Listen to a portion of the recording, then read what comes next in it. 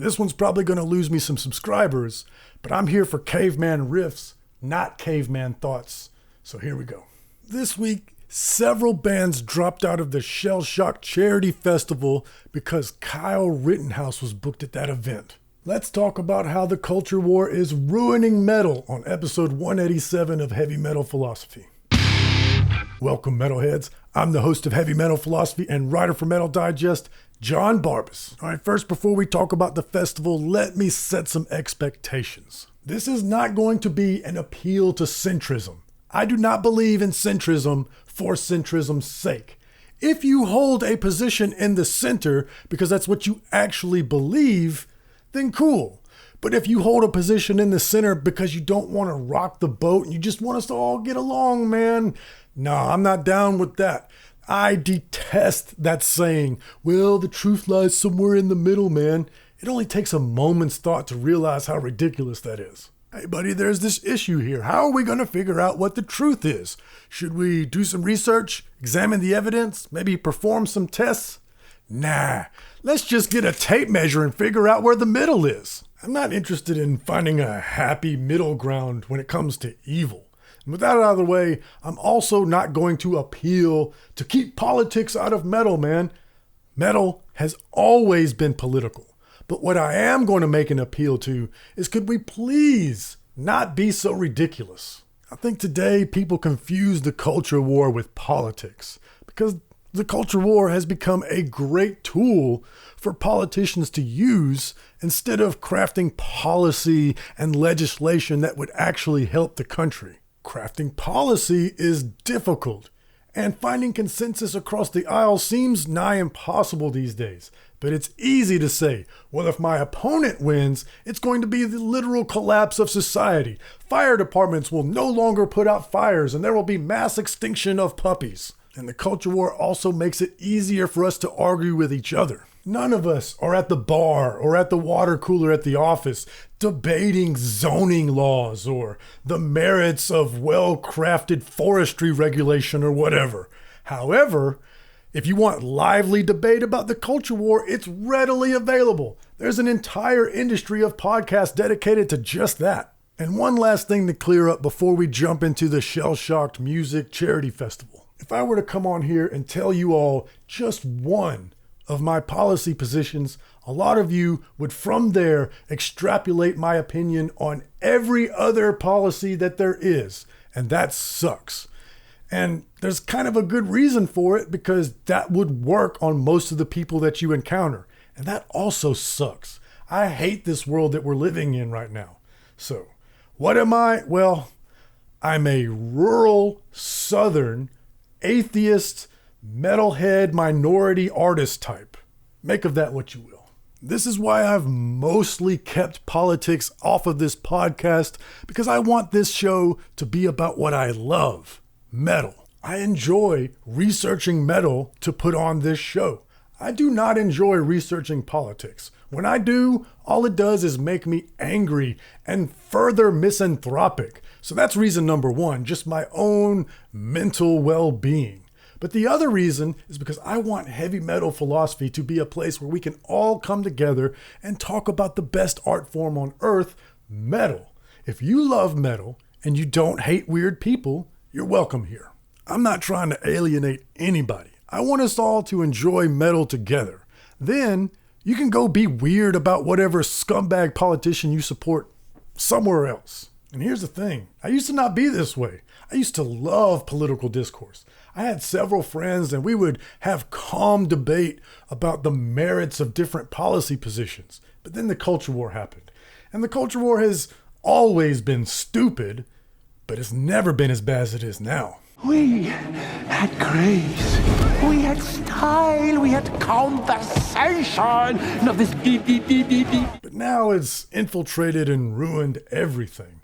And for the longest time, metal was able to hold out. But I should have seen this coming, because not too long ago, I was on Twitter and I saw somebody tweet at a local meteorologist. This poor lady was merely pointing out an incoming storm system. And then this dude came into her replies saying that he wasn't going to watch her weather reports on the local news station until she stopped with her liberal politics. Bro, the fucking weather? You want to talk about cancel culture? Jesus Christ. I'm a farmer. I just need to know if it's going to rain or not. I don't care if this lady's going to vote for a Democrat.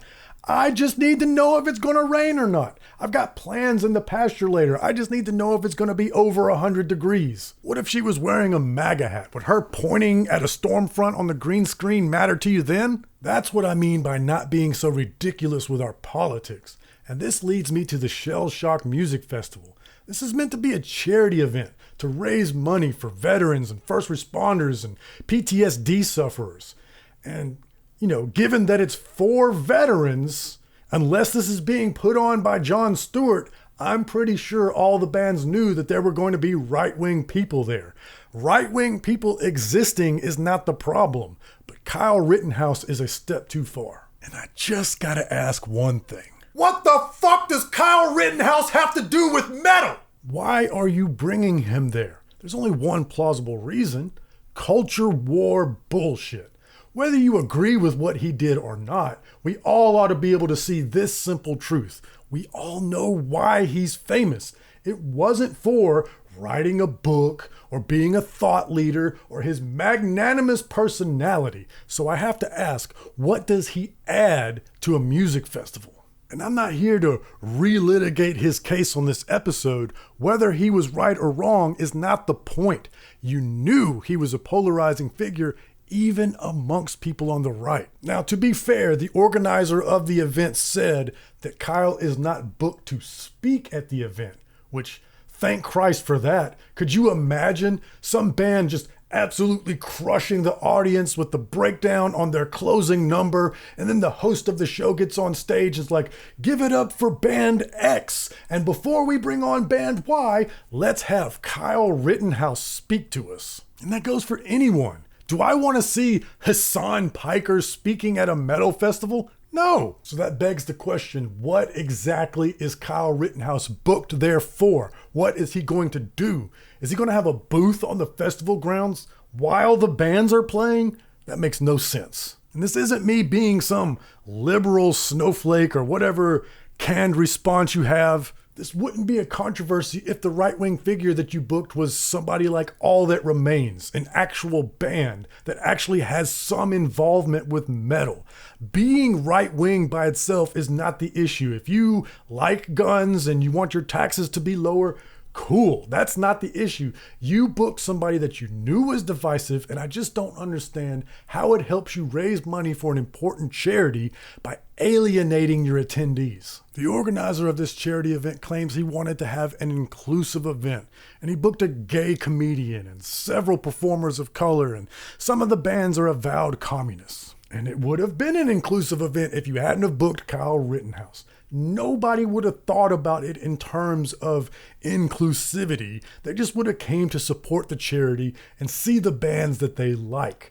But now, a lot of those people are not going to attend the charity event. And in fact, it's going to attract a lot of people who are more interested in fighting the culture war and standing up against cancel culture and sticking it to the libs. A child could have seen this coming.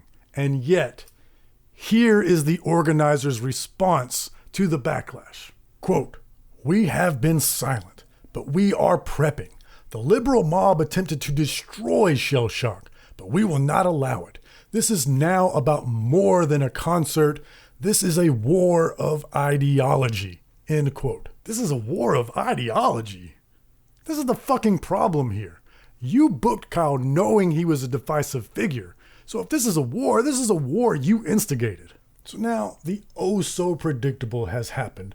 MAGA people are online and in real life harassing the bands that dropped out of the festival, and lefties are online and in real life harassing people involved with the festival.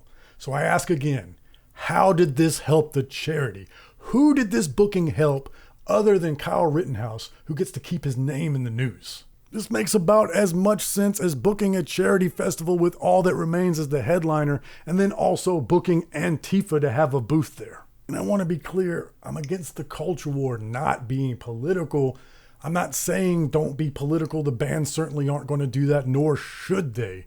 But maybe, just maybe, perhaps at a charity event, we could put our differences aside for a day or two in order to help people. It shouldn't be political or at best even partisan to help people with PTSD. Charity in general is pretty important to me, but especially this one. I've lost too many friends and family to unjustified wars. We've been at war my entire adult life.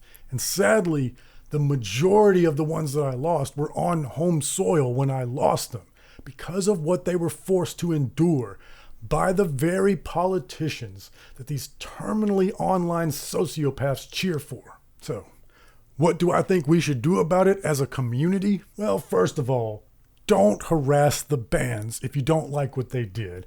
And don't harass the charity either. If you don't agree with Shell Shock, then donate to another veterans PTSD charity, or just a PTSD charity in general. And if you do agree with Shell Shock, then donate to their charity. The end result is people that need help get it, and we ought to be able to agree on at least that much. And lastly, for the love of God, please reject these culture war grifters. Don't make people rich whose only job is to tell you that somewhere out there exist people that are different than you, and you should be afraid of them. And owning the other side is not a policy position. Memes are not logic and reason. Maybe if we could do that, maybe then we could have nice things again. Maybe then we could enjoy a YouTube video or a sporting event or a music festival without it being polluted by all this divisive culture war bullshit. And maybe then we could have a more healthy body politic. I don't want people to not be political. I want them to not be fucking stupid.